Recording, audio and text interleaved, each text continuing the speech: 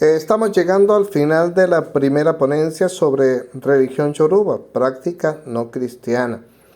Veremos en esta entrega el atrevimiento tan grande, la osadía, la fantasía y la capacidad que tienen para inventar hasta el punto de pretender equiparar o igualar a Olodumare, uno de sus orillas, con nuestro Señor Jesucristo, y conocer la diferencia tan grande que hay entre Dios y los falsos dioses. Este es un aporte del Servicio de Formación Apologética de la Red Católica Misionera Hospitalito de la Fe. Habla para ustedes el Padre Héctor Pernilla, y el ponente que estará dando la enseñanza es Josué Galindo, misionero de la Fe Católica de esta red misionera, y es seminarista de los misioneros de la Consulata. Antes de continuar, no te olvides en suscribirte a nuestro canal, marcar me gusta y dejar tu comentario para que otras personas también se puedan beneficiar de este auxilio en la fe. Cuando comparamos o cambiamos a Jesucristo por el politeísmo yoruba, realizamos un desagravio, una ofensa al mismísimo Dios. Jesucristo no puede ser Olodumare, no es Olodumare. Jesucristo es el mismo en la palabra, nos dice en el Génesis 22:13, dice: yo soy el alfa y el omega, el que es y el que era, el que ha de venir, el todopoderoso. Y es como lo destacaba cuando les compartía lo del Shema Israel. Escucha, Israel, el Señor tu Dios uno es. Entonces, ver que Jesucristo, Dios, la Santísima Trinidad, Padre, Hijo y Espíritu Santo, lo pudiéramos representar como un triángulo que tiene tres puntas: Padre, Hijo, Espíritu Santo, pero que conforman uno solo. Y en el centro de este triángulo ponemos Dios. Y nuestro Dios es santo. Lo podemos destacar con Isaías, el libro del profeta Isaías, capítulo 6, versículo 3, la epístola a los Romanos, capítulo 3, versículo 23, en el Evangelio de San Juan, capítulo 3, versículo 16, en la carta de San Pablo a los Colosenses, capítulo 2, versículo 9, vemos cómo se enfatiza de que Dios es santo. Y un llamado también a nosotros a ser santos como Él. Es un Dios real, Dios verdadero. Lo encontramos en la primera de Timoteo capítulo 2 versículo 5, en Hebreos capítulo 1 del versículo 1 al 2, Isaías 64 versículo 4, y es un Dios que es soberano. Salmo 115 versículo 3, Isaías 14 versículo 27 y el libro de Daniel capítulo 4 versículo 35.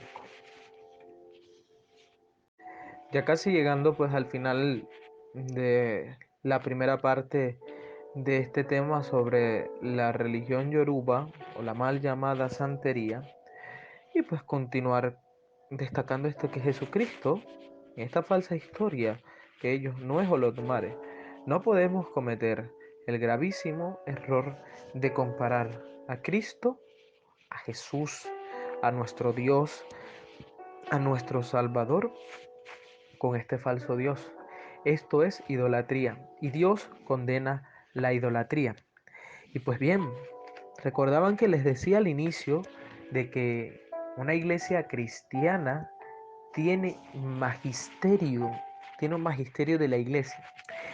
Y uno de los libros que conforma este magisterio de la iglesia, que nos destaca la enseñanza de nuestros padres apostólicos, de nuestros pastores, de nuestros guías en la fe, es el Catecismo de la Iglesia, el Catecismo de la Iglesia Católica. Y pues hay muchos numerales muy realmente exactos donde se destaca la condenación hacia la idolatría. La palabra de Dios en el capítulo 5, versículo 6 del libro del Deuteronomio, y en el Éxodo capítulo 20, versículo 3, se nos destaca de que Dios nos dice que no tendremos otros dioses fuera de Él. el único, real y verdadero Dios al cual debemos rendir culto y adoración, no a otros dioses. Y en el numeral 2112 del Catecismo de la Iglesia Católica dice, algo muy breve, la idea principal de este, porque son bastante largos y pues el tiempo es bastante corto. Y dice, y no venerar otras divinidades que al único Dios. No venerar otras divinidades. No podemos adorar, ni venerar, ni rendir culto a otras divinidades, a otros ídolos. Pensar que ellos son los que nos van a salvar y echar a un lado al verdadero Dios. Y hay algo que en el numeral 2113 del Catecismo de la Iglesia dice que la idolatría no se refiere solo a los cultos falsos del paganismo, es una tentación constante de la fe. Consiste en divinizar lo que no es Dios. ¿Recuerdan cuando les hacía referencia a los otanes, las piedras, a los caracoles, que en esta práctica ocultista utilizan para representar a sus falsos dioses? Pues de eso se trata, divinizar lo que no es Dios. Y ahí cometemos un gran pecado. Y muchas veces ellos por desconocimiento también lo hacen, porque se dejan engañar, se dejan persuadir y pues creen que lo están haciendo porque es obra de Dios. Y lo digo por experiencia propia también, porque yo cuando practicaba o cuando estaba en esta religión pensaba de que esto era parte de Dios, de que Dios aprobaba todas estas cosas y que al rendirle culto a estos falsos dioses pues lo hacía al mismísimo Dios. Y en el numeral 2214 del mismo catecismo de la iglesia, dice, la idolatría es una perversión del sentido religioso innato en el hombre. El idólatra es el que aplica a cualquier cosa más bien que a Dios su indestructible noción de Dios. Esto pues es de Orígenes, de un teólogo de la iglesia, un pensamiento de él, y en este numeral del catecismo de la iglesia pues lo destaca, que aplica a cualquier cosa más bien que a Dios, el idólatra. Cuando en los mismos jotanes, como se los decía, o en estas piedras que utilizan para representar a sus dioses, creen que es Dios y ahí se convierte en idolatría. Y pues ya casi llegando al final, se los vuelvo a repetir de esta primera etapa, destacar que nuestro Señor Jesucristo no es este falso Dios al cual ellos le atribuyen la creación del mundo.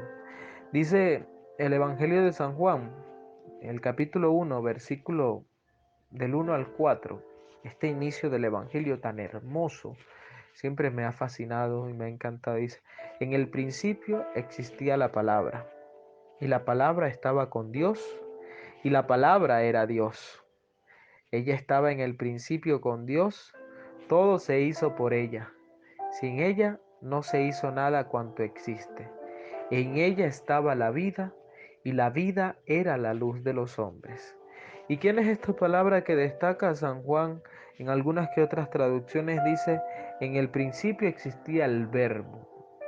Esta, para entender un poco mejor, pues la palabra. Esta palabra de Dios, esta palabra es el mismo Cristo, es el mismo Jesucristo que luego se encarna en el vientre virginal de la Santísima Madre, la Virgen María. Y pues dice, todo cuanto existe se hizo por ella. Sin ella no se hizo nada. La vida era la vida y la luz de los hombres. Entonces, ¿cómo poder decir que otro fue el que creó? Si el mismo Dios que luego se hace hombre, por él se originaron todas las cosas.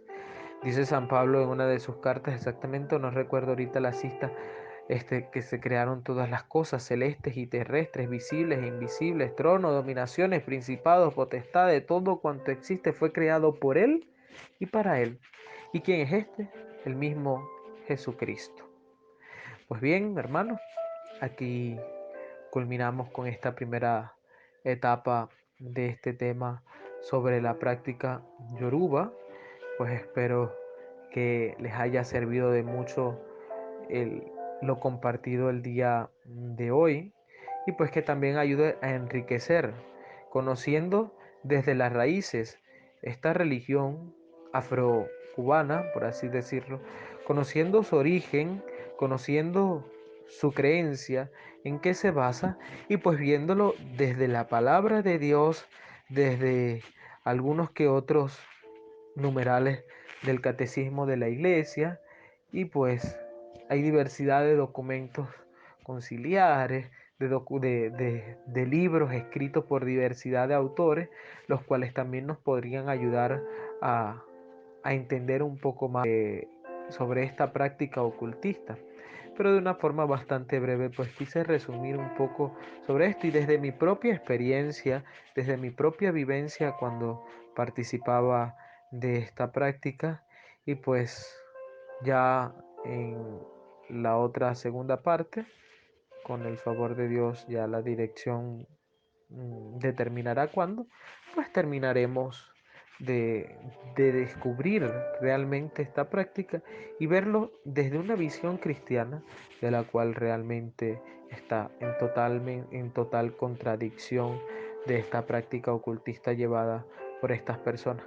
Y pues les invito a rezar, a orar mucho por ellos, para que el Señor toque su corazón y puedan descubrir el llamado de Dios, y descubrir que el único Dios verdadero es este al cual nosotros adoramos, es ese Jesucristo, el Padre, el Hijo, el Espíritu Santo, que lo vemos actuar frecuentemente en la Eucaristía.